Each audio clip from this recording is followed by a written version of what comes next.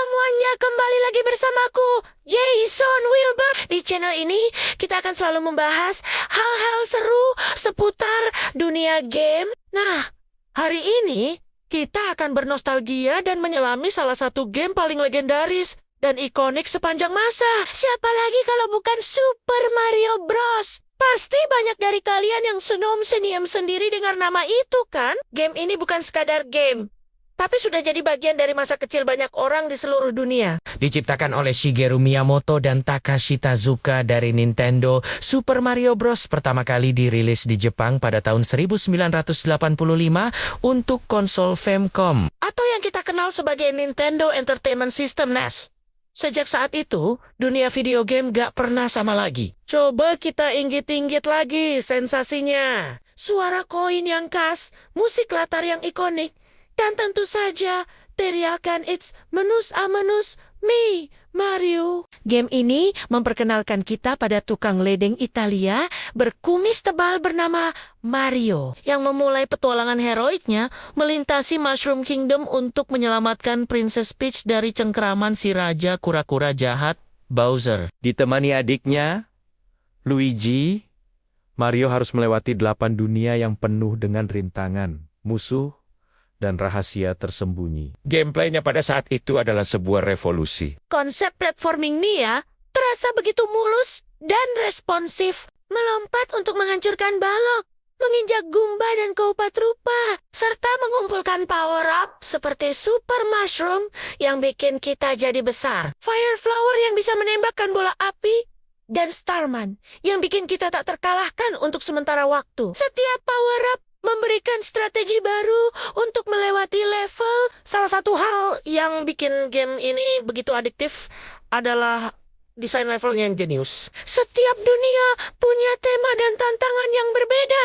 Mulai dari daratan hijau yang cerah, level bawah tanah yang gelap, dan penuh misteri. Level bawah air yang bikin kita harus berenang hati-hati, sampai kastil Bowser yang penuh lahar dan jebakan api. Ada keseimbangan sempurna antara tantangan dan kesenangan. Rasanya frustrasi saat gagal, tapi puasnya luar biasa saat akhirnya berhasil melewati level yang sulit. Dan jangan lupakan rahasianya. Siapa yang gak pernah coba loncat-loncat di tempat aneh buat cari balok tersembunyi, atau menemukan warp zone yang legendaris itu, yang bisa membawa kita langsung ke dunia selanjutnya, menemukan pipa rahasia yang membawa kita ke area bonus penuh koin adalah salah satu kebahagiaan sederhana dalam gaming. Inilah yang membuat Super Mario Bros. Bisa dimainkan berulang-ulang tanpa merasa bosan. Selalu ada hal baru untuk ditemukan. Karakter-karakternya juga sangat memorable. Goomba, si jamur coklat yang gampang banget dikalahkan tapi sering muncul tiba-tiba. Kaupat rupa, kura-kura yang cangkangnya bisa kita tendang untuk menghabisi musuh lain. Ada juga Piranha Plant yang muncul dari pipa, Lakitu yang melempar Spiny dari atas awan, dan tentu saja Bowser sendiri sebagai bos terakhir di setiap kastil. Setiap musuh punya pola serangan unik yang harus kita pelajari. Musik dan efek suaranya juga nggak kalah ikonik. Komposer Koji Kondo berhasil menciptakan soundtrack yang abadi. Melodi utama Super Mario Bros. Adalah salah satu musik video game paling dikenal di dunia. Bahkan, orang yang nggak pernah main gamenya pun mungkin familiar dengan nadanya. Suara lompatan Mario, suara saat dapat power up, suara saat masuk pipa, semuanya terekam jelas di memori kita. Elemen audio ini benar-benar memperkuat pengalaman bermain. Dampak Super Mario Bros. Terhadap industri game itu luar biasa besar. Game ini nggak hanya menyelamatkan industri video game di Amerika setelah crash besar tahun 1983, Tapi juga menetapkan standar baru untuk genre platformer. banyak mekanik yang kita anggap biasa sekarang, seperti side-scrolling power-up dan level rahasia, dipopulerkan oleh game ini.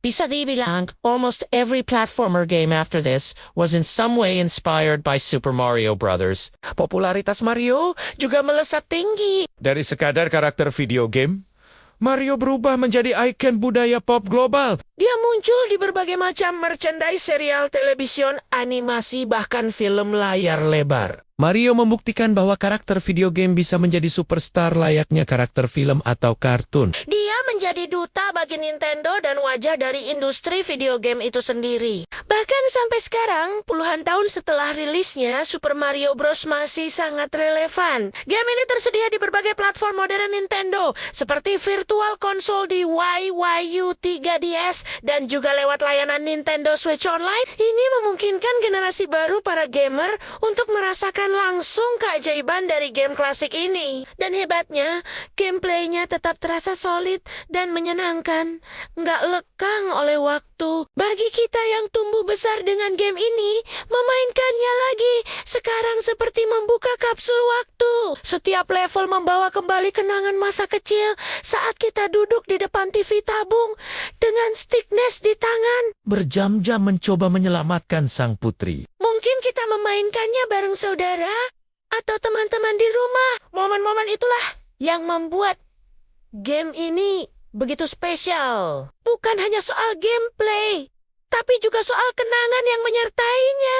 Warisan Super Mario Bros. Terus hidup melalui seri-seri lanjutannya yang tak terhitung jumlahnya. Dari Super Mario Bros. 3 Super Mario World, Super Mario 64 yang merevolusi game 3D, hingga Super Mario Odyssey di Switch. Setiap game baru membawa inovasi, tapi esensi petualangan dan kesenangan yang diperkenalkan di game pertamanya tetap ada. Semuanya berawal dari sini, dari lompatan pertama Mario di World 1 sampai 1. Jadi, apa pelajaran yang bisa kita ambil? Super Mario Bros. Mengajarkan kita bahwa kesederhanaan bisa menghasilkan sesuatu yang luar biasa. Dengan kontrol yang simpel dan tujuan yang jelas, game ini berhasil menciptakan pengalaman yang mendalam dan memuaskan. Ini adalah bukti dari desain game yang brilian. Sebuah mahakarya yang akan terus dikenang dan dicintai oleh para gamer